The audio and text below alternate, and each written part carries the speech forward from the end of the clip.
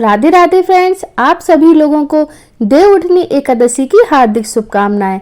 Friends, आज मैं आपको देवउठनी एकादशी के व्रत की कथा सुनाती हूँ। फ्रेंड्स, अगर आप ये कथा पूजा के दौरान सुन रहे हैं तो आप अपने हाथों में थोड़े से तिल या फिर पुष्प ले लीजिए, उसके बाद कथा को सुनिए। फ्रेंड्स, एकादशी वाले दिन हम चावल का उपयोग ना तो खाने में करते हैं ना ही पूजा में करते हैं, इसलिए आप अपने हाथों में या फिर पूजा में तिल का उपयोग कीजिए। चलिए फ्रेंड्स, कथा को सुनते हैं। एक राजा के राज में सभी लोग एकादशी का व्रत रखते थे। प्रजा तथा नौकर चाकरों से लेकर पशुओं तक को एकादशी के दिन अन्न नहीं दिया जाता था। एक दिन किसी दूसरे राज्य का एक व्यक्ति राजा के पास आकर बोला, महाराज कृपा करके मुझे नौकरी पर रख लें। तब राजा ने उसके सामने एक शर्त रखी कि ठीक है, रख लेते हैं, किंतु रोज तो तुम्हें खाने को सब कुछ मिलेगा, पर एकादशी को अन्न नहीं मिलेगा। उस व्यक्ति ने उस समय हाँ कर ली, पर एकादशी के दिन जब उसे फलाहार का सामान दिया गया तो वह राजा के सामने जाकर गिड़गिड़ाने लगा, महाराज इससे मेरा पेट नहीं भरेगा, मैं भूखा ही मर जाऊंगा, मुझे अन्न दे दो। राजा ने उसे शर्त की बात याद दिलाई, पर वह अन्न छोड़ने को राजी ही नहीं हुआ। तब राजा ने उसे आटा, दाल, चावल आदि दिए। वह नित्य की तरह नदी पर पहुंचा और स्नान कर भोजन पकाने लगा। जब भोजन बन गया तो वह भगवान को बुलाने लगा, आओ भगवान, भोजन तैयार है।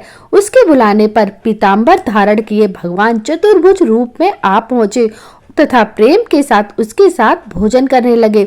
भोजनादि करके भगवान अंतर ध्यान हो गए तथा वह अपने काम पर चला गया।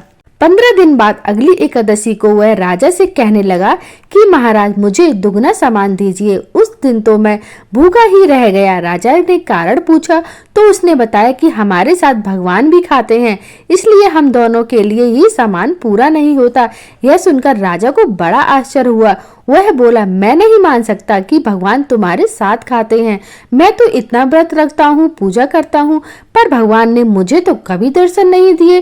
राजा की बात सुनकर वह बोला, महाराज यदि विश्वास ना हो तो आप मेरे साथ चलकर देख लें।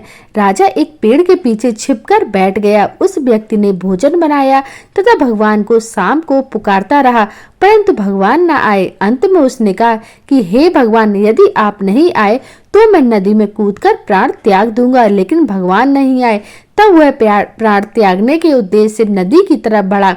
प्राण त्यागने का उसका दृढ़ इरादा जान शीघ्र ही भगवान ने प्रकट हो उसे रोक लिया और साथ बैठकर भोजन करने लगे। खा पी कर वे उसे अपने विमान में बैठाकर अपने धाम ले गए।